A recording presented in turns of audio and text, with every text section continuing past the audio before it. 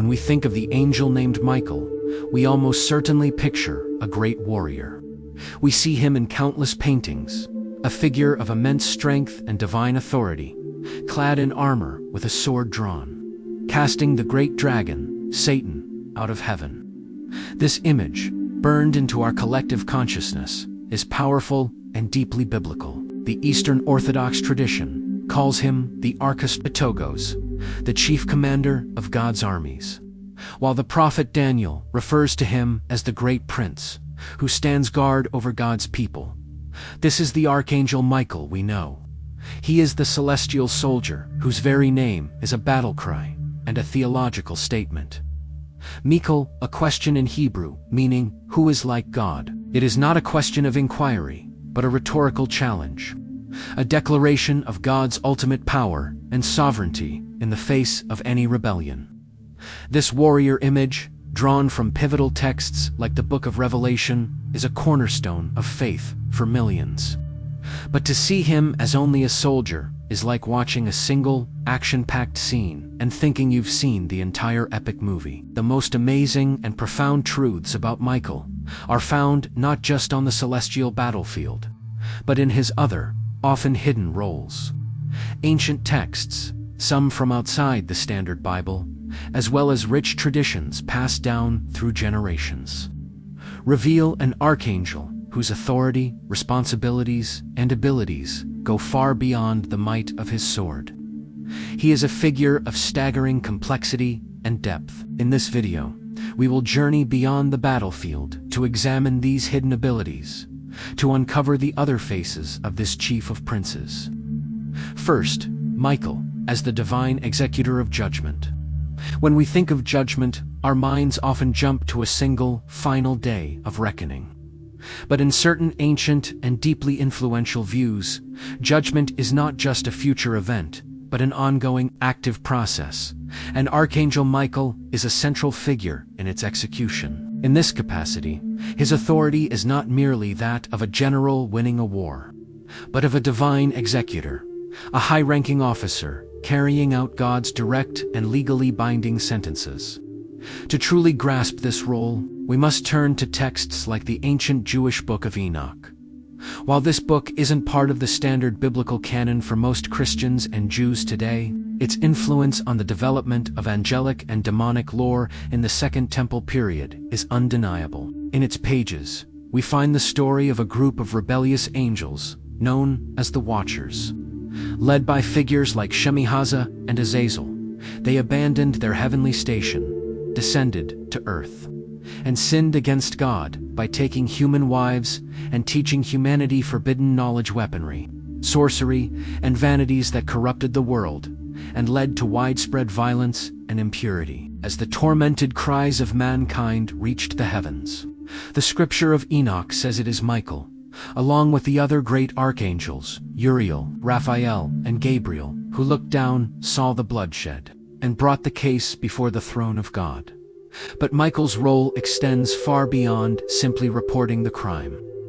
After the case is presented, God issues specific and severe commands to each archangel. It is Michael who receives the direct order to deal with the primary instigators, where they are to be imprisoned for 70 generations until the great day of judgment, when they will be cast into fire. Let that sink in for a moment.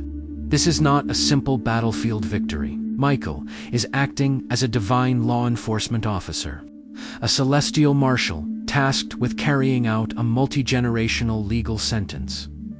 It is one thing to defeat an enemy in combat.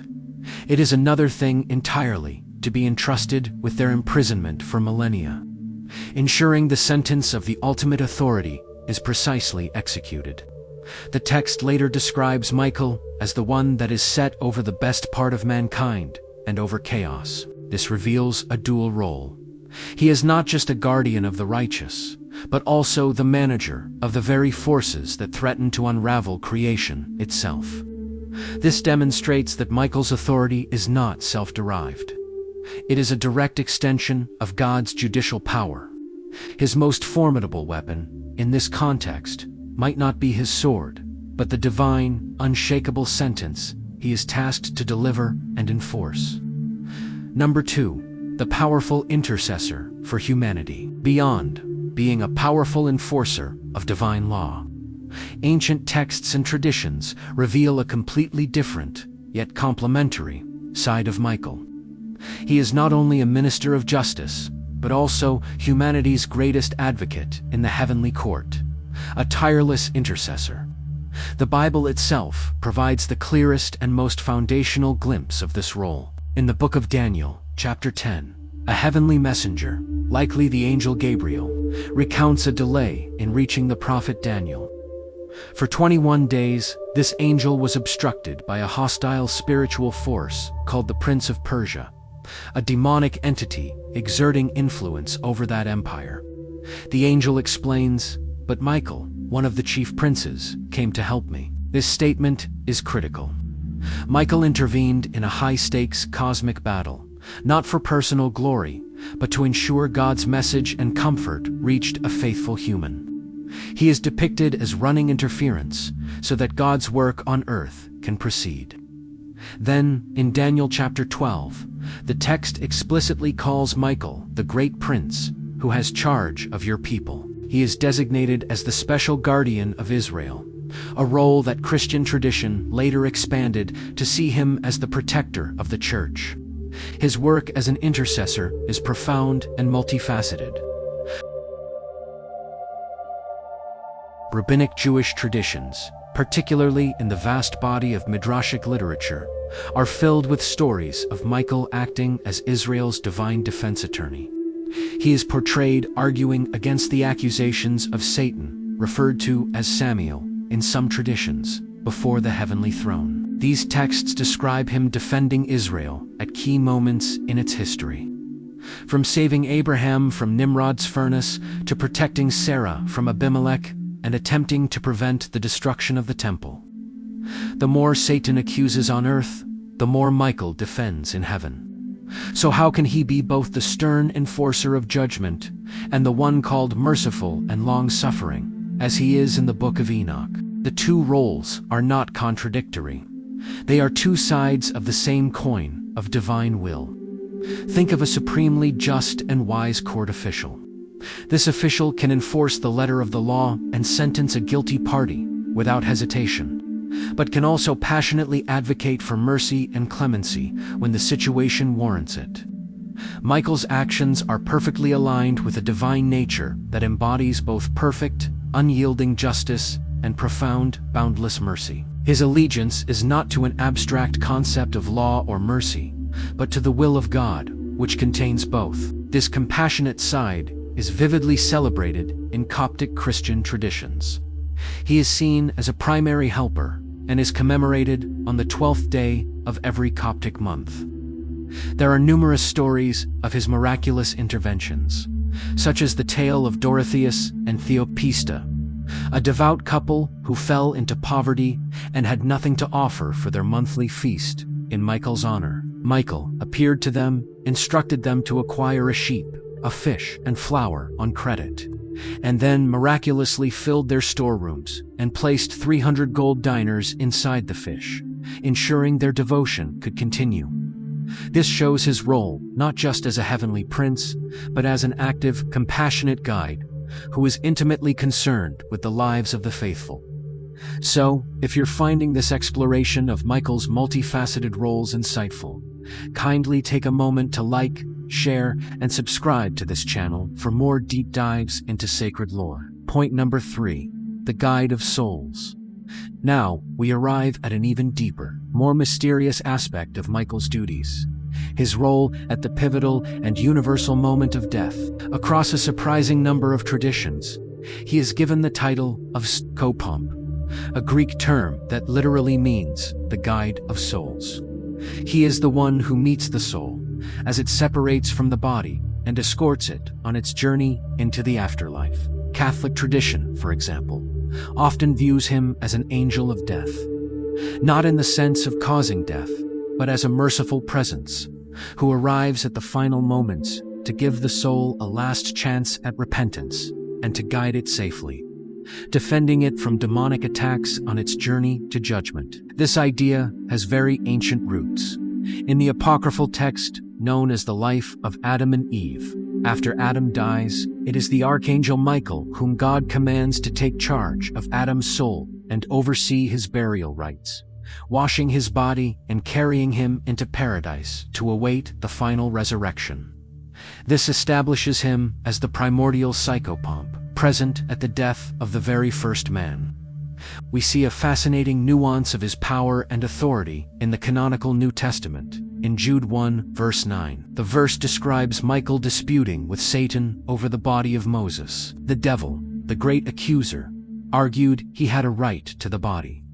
Perhaps because Moses was a sinner, having killed an Egyptian and having disobeyed God at Meribah.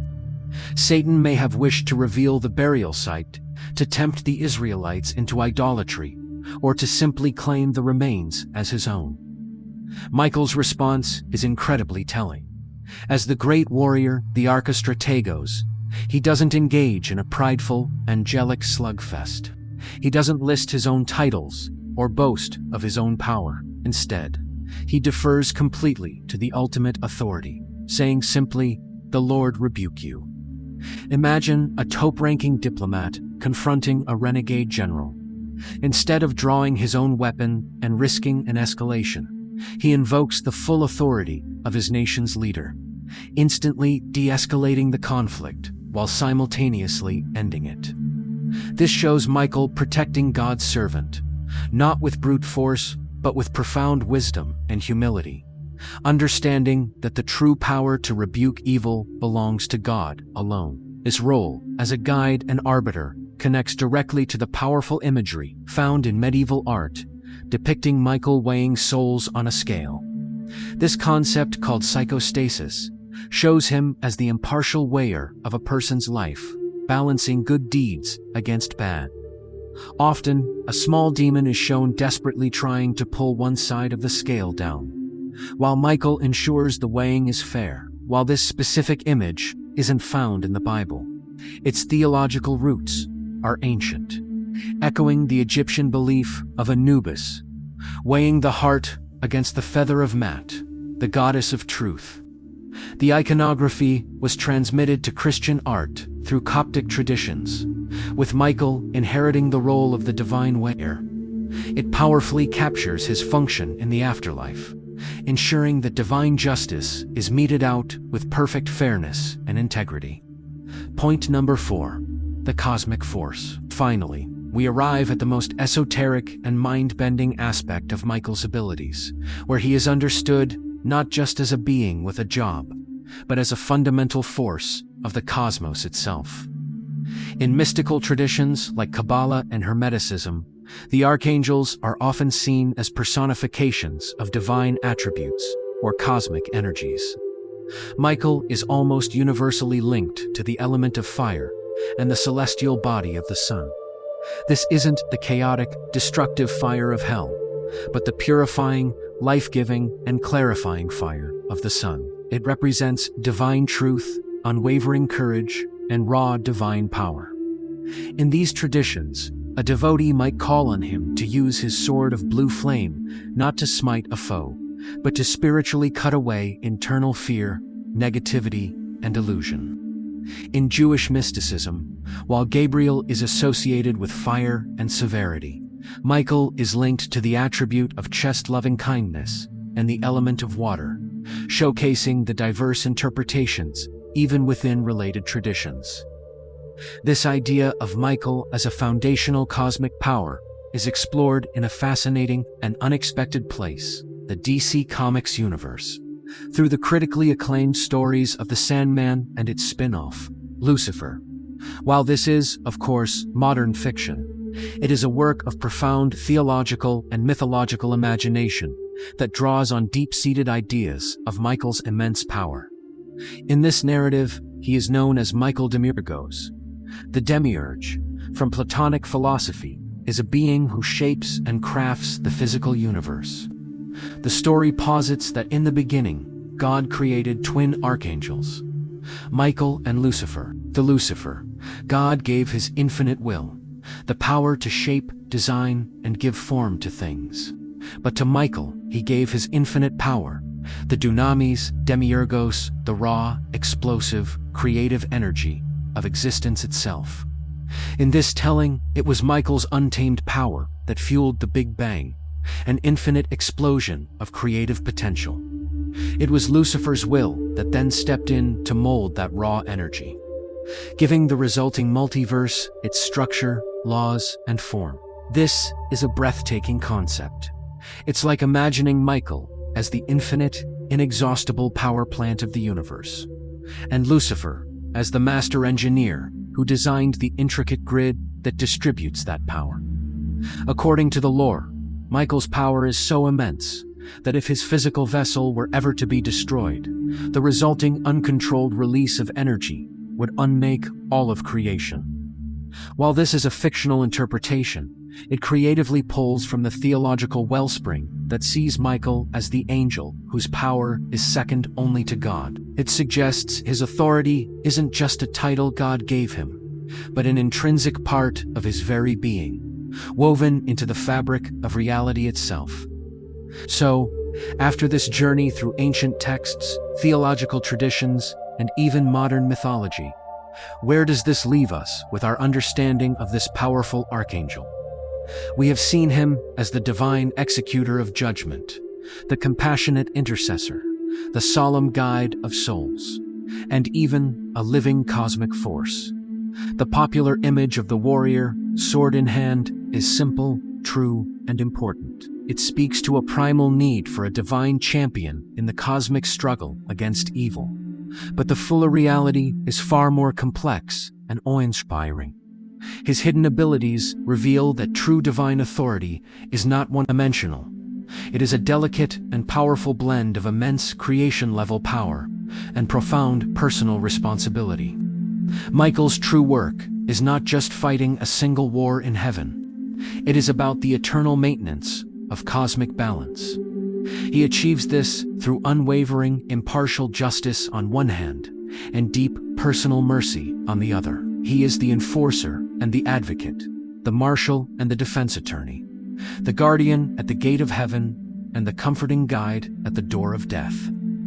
He is, in essence, a living, multifaceted embodiment of the complex and perfectly integrated will of God.